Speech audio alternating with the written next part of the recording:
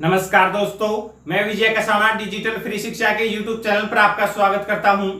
दोस्तों, हरियाणा की भर्तियों को लेकर लगातार आपको पता है एक ही मुद्दा चल रहा है। अब तो हरियाणा में सबसे बड़ा ट्रेंडिंग ये मुद्दा है कि हरियाणा की जो भर्तियां जिनका प्रोसेस कंप्लीट हो चुका है, क्या उनका रिजल्ट आ पाएगा या नहीं आ पाएगा।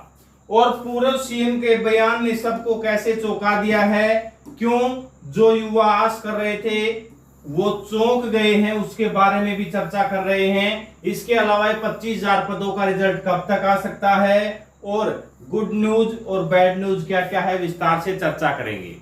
तो साथियों, रिजल्ट कब आएगा ये तो लगभग सबको धीरे धीरे पता चल चुका है, लेकिन आएगा भी या नहीं आएगा ये सोचने वाली बात है। क्योंकि आने वाली सरकार किसी भी पार्टी की हो, वो इन पदों का रिजल्ट जारी करेगी या नहीं करेगी वो सोचने वाली बात है। और जितनी हल्के में कई साथी इस बात को ले रहे हैं, उतनी हल्के में बात नहीं मानिएगा इसको कि आसानी से एक बार कोई ट्वीट आ गया कि हम सभी पेंडिंग भर्तियां पूरी कर देंगे, उस ट्वीट से युवा खुश हो जाए कि अपना काम तो बन गया, अब अपने आप आने वाली सरकार भी कर देगी। देखिए, बीजेपी सरकार लगातार कह रही है, हम इसी वीडियो में किसी पार्टी का पक्ष नहीं ले रहे, किसी पार्टी को समर्थन देने की बात नहीं कर रहे कि आप इनको वोट दीजिए, आप इनको वोट दीजिए।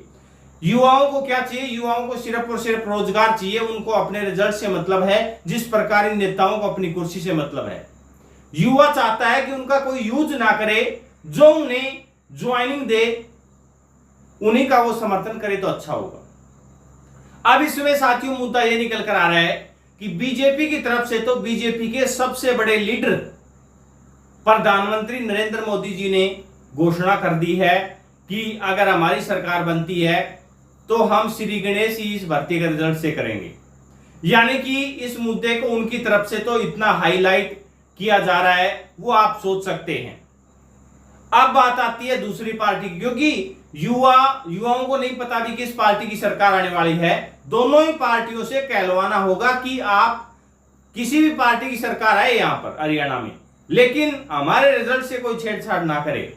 यह मुद्दा उठाने के लिए लगातार युवा प्रयासरत हैं।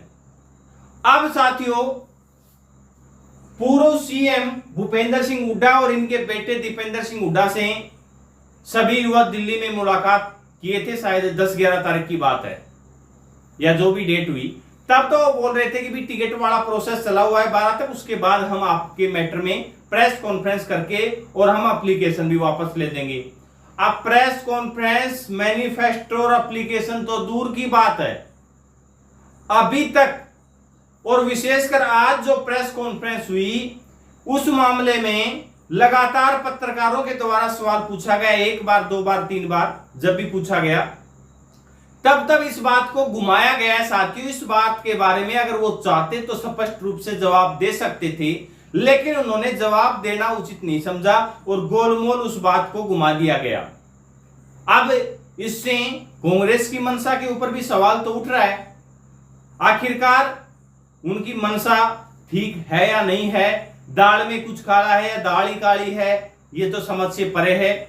लेकिन मतलब यह है कुल मिलाकर कि युवाओं को अभी और प्रयास करने होंगे और किसी भी पार्टी को सिर पर बैठाने से पहले उनसे यह बात मनवानी होगी। क्योंकि साथियों, मैं बार बार पहले भी कहता आया हूं, चाहे बीजेपी हो, चाहे कांग्रेस हो, चाहे आम आदमी हो, चाहे जेजेपी हो, चाहे इनेलो हो, किसी भी पार्टी का कोई भी नेता भला नहीं है। ये जो आपके लिए अच्छे कामों की बात करते हैं, ये अपनी कुर्सी के लालच में करते हैं। अब एक बात आप सोचिए कि चुनावों से पहले नेता कितनी कदी बड़ी घोषणाएं कर देते हैं, और इस मामले में तो विपक्ष के नेता या कांग्रेस पार्टी के सबसे बड़े लीडर बोलने से भी, यानी कि स्पष्ट रूप से अपनी बात भी नहीं रख पा रहे।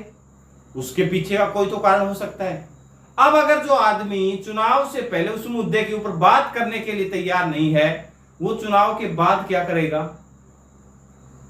तो प्रयास लगातार जारी रखना रहेगा। अब हम बात कर लेते हैं बैड न्यूज और गुड न्यूज की। बैड न्यूज तो आपने सुन ली होगी, जो इंफॉर्मेशन हमने बताई, क्योंकि पूर्व सीएम से भी युवा आस लगाए हुए थे कि कुछ अच्छी खबर मिल सकती है। अब हम गुड न्यूज की बात कर लेते हैं। गुड न्यूज उन साथियों के लिए है, और वो भी लगातार मेहनत करें जिनके पुलिस भर्ती में कम नंबर बन रहे हैं या और भर्तियों में कम नंबर है। अगर आपने 56-57 1 और 2 यानी कि जेई वाले ग्रुप की बात कर रहे हैं, group number 10, group number 6, group number 15, जो भी लगातार एग्जाम चल रहे हैं, जो खबर निकल कर आ रही है कि इन पदों की पोस्ट प्रेफरेंस, मान लेते हैं कोई कैंडिडेट 2 पदों के लिए एलिजिबल है, कोई 10 के लिए है, कोई 5 के लिए है, कोई 4 के लिए है। इन सभी पदों की एलिजिबिलिटी आपके हिसाब से देखते हुए, क्योंकि सारी भर्तियां सीटी प्री को मानकर और मेंस अलग अलग एग्जाम लिए गए हैं, तो सभी पदों को पोस्ट प्रेफरेंस भरवाई जा सकती है। अभी इसके बारे में सॉलिड इंफॉर्मेशन नहीं है, लेकिन जो निकल कर आई है बात सामने, कुछ युवा जो मिले थे, अब सारी बातें हम ऑन कैमरा नहीं बता सकते, तो कई बातें निकल कर आई हैं कि पोस्ट प्रेफरेंस भरवाई जा सकती है। उस पोस्ट प्रेफरेंस भरवाने का फायदा क्या मिलेगा, उसमें किसी का नुकसान नहीं है साथियों। फायदा यह है, हरियाणा पुलिस भर्ती वालों को सबसे बड़ा फायदा होने वाला है। एक तो और भी कई पदों वालों को फायदा यह है कि एक तो चलो प्री में तो कैंडिडेट रिपीट हो गया, मेंस में कैंडिडेट रिपीट ना हो, मेंस में कैंडिडेट रिपीट नहीं होगा अगर यह प्रोसेस अपनाया जाता है, और हरियाणा पुलिस की कट ऑफ भी बहुत कम जाएगी अगर ऐसा प्रोसेस अपनाया जाता है। क्योंकि जो कैंडिडेट है ऊपर 56-57 ग्रुप 1, 2 या जिनके अच्छी लेवल की पोस्ट है, जिनकी सैलरी अच्छी खासी है, तो उन पेमेंट्स में अगर किसी का सिलेक्शन होता है तो वो कैंडिडेट वहीं पर जाएंगे और पुलिस की में नीचे वाले नंबर वाले कैंडिडेटों को मौका मिल जाएगा।